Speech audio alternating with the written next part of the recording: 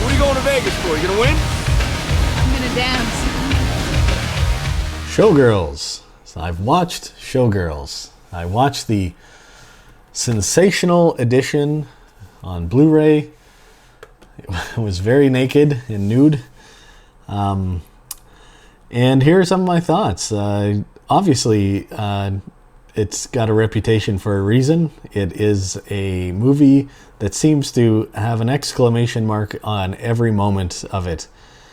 It was just like so over the top, and it's very funny to watch. But what it reminded me of was like Paul Verhoeven meant to make like a musical where nobody ends up singing.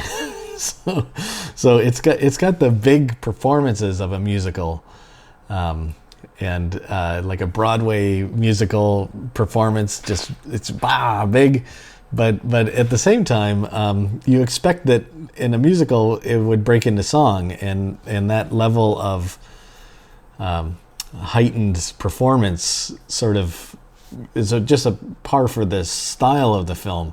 So it's very odd when you just see it. You know, you're to the point of like, okay, we're going to break into song here. And it doesn't. So in terms of, you know, it's strange. And I would say the approach and the problems with the film are probably Paul Verhoeven, not Joe Esterhaus. And I thought about this. I'd read Esterhaus's stuff, as I'd said in the last video, talking about writing the screenplay for it. And then looking at it and how it's performed, and it made me think back to Esterhaus was one of the writers on Flashdance. And in Flashdance, it sort of, the drama takes itself seriously. It's sort of a serious drama.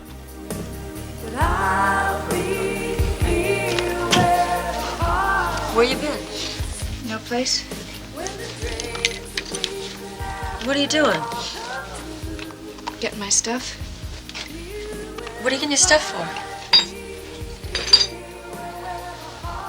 And then when it breaks into song, so to speak, it just goes into these sort of music videos.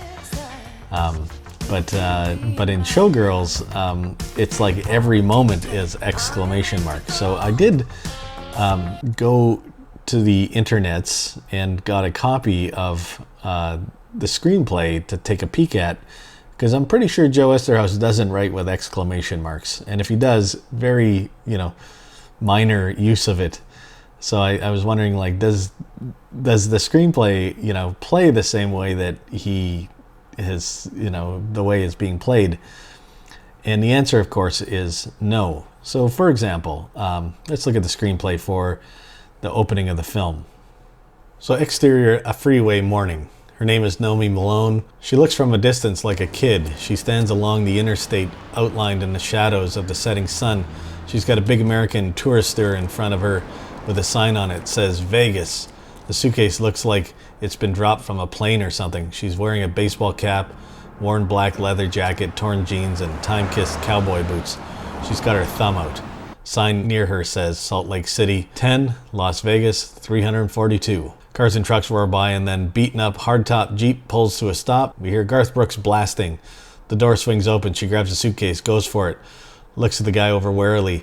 Jeff is in his mid-20s. He has a lanky callowness of an urban cowboy. Hop in, Par. Where you going? Vegas. Come on. This is your lucky day.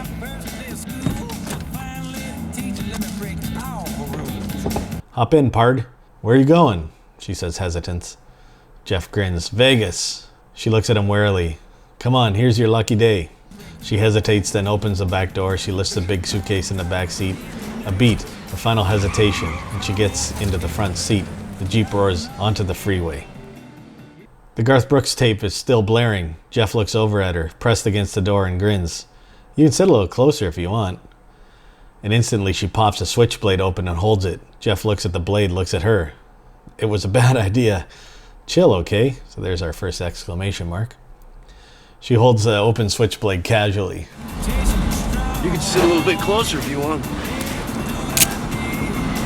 It was a bad idea. Chill, okay? I'm chill. I'm chilled. A beat as he drives. I sure am glad you're gonna be such good company. She looks at him a beat, still holding the open switchblade, shuts Garth Brooks off, puts the radio on to heavy metal. I don't like Garth Brooks. Me neither. I don't know anybody that likes it. I don't know anybody that likes Garth Brooks.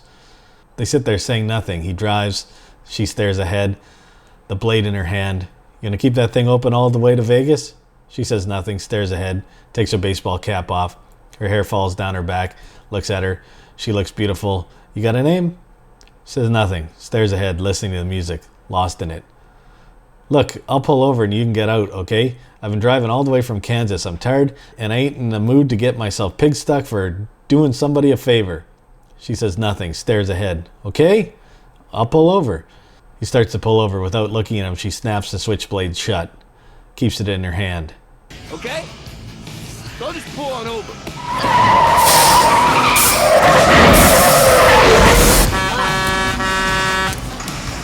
All right?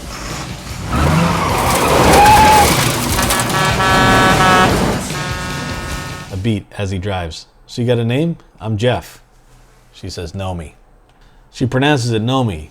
She doesn't even look at him. What kind of name's that? My mom's Italian. You one of those mafia girls? That's why you got your blade? She looks at him evenly. What are you going to Vegas for? You gonna win? She looks away from him again. I'm gonna dance, she says. You gonna be one of them real private escort dancers? She looks at him hard, holding the switchblade. Okay, I'm sorry. And then they drive off. You know those mafia girls? That why you got your blade? What are you going to Vegas for? You gonna win? I'm gonna dance. Maybe one of them real, like, private escort dancers? Okay, I'm sorry.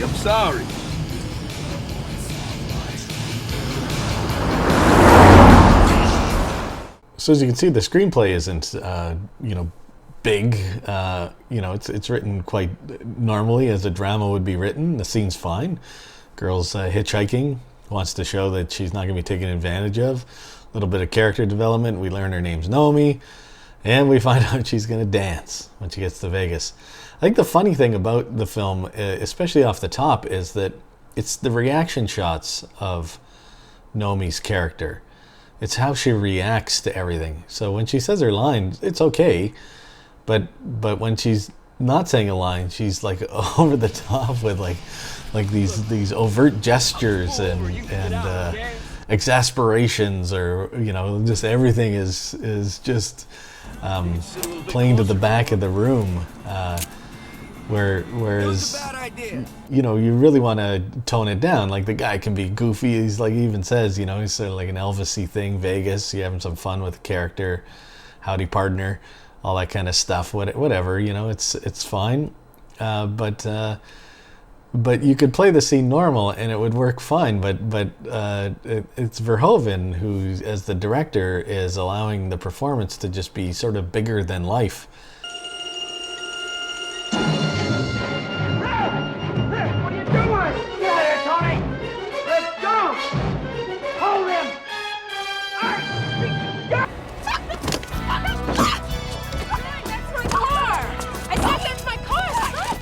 And this is where I say, like, I'm expecting some point for it to break into song. You expect something like this from, say, a musical, where a musical you would be, the characters would ramp up into a song, and singing at people is a very unusual thing. So,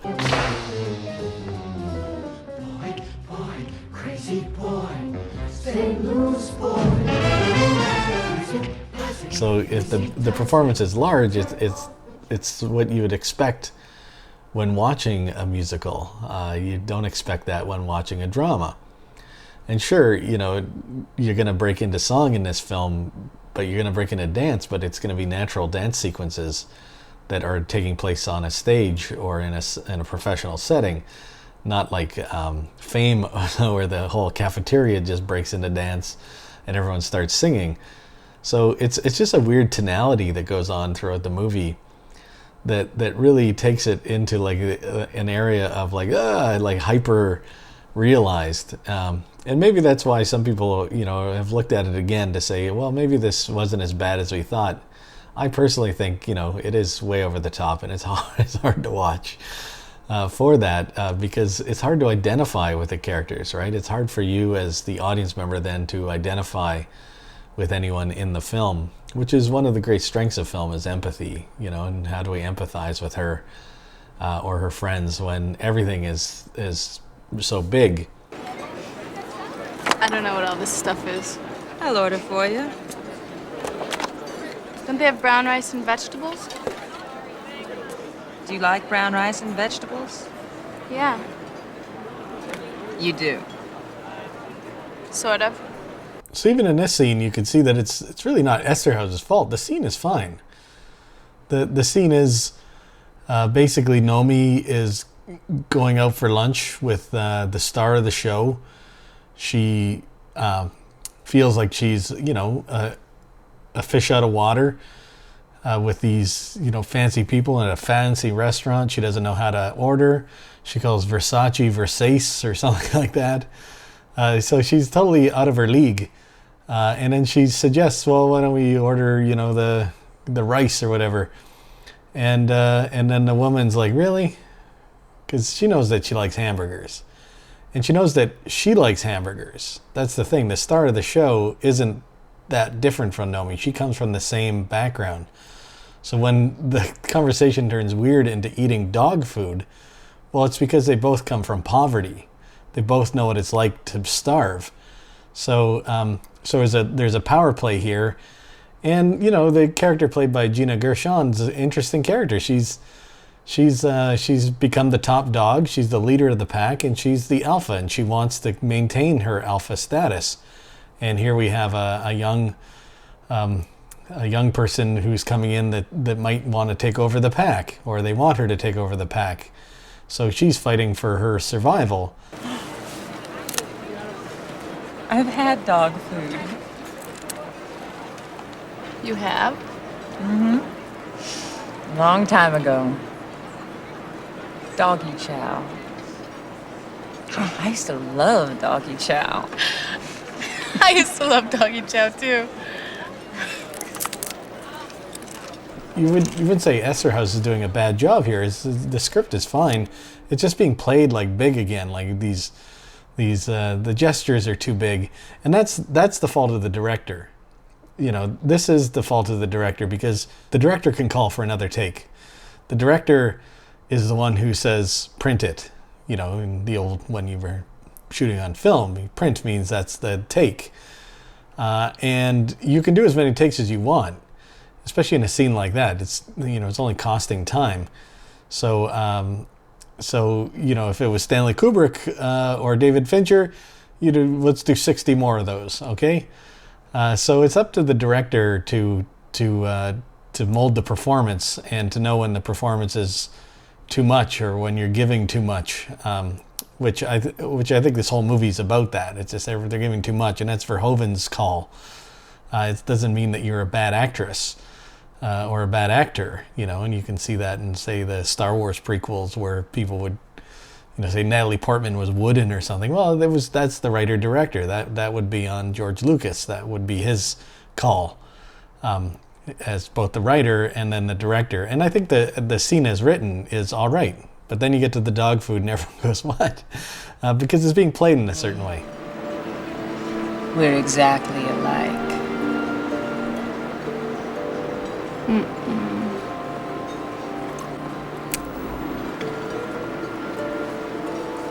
I'll never be like you.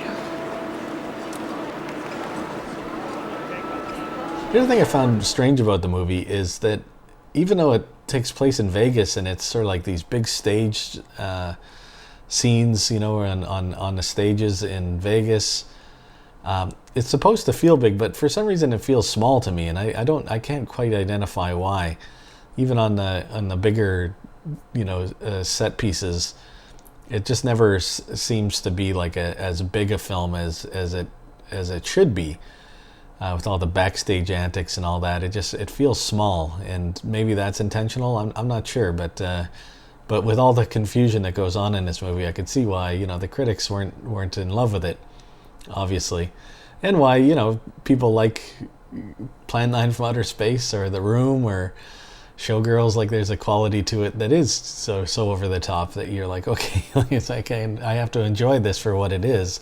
And Esterhaus doesn't shy away from the criticism of the movie. He actually publishes them in his book, how bad people thought the movie was. And again, I don't think it's quite his fault.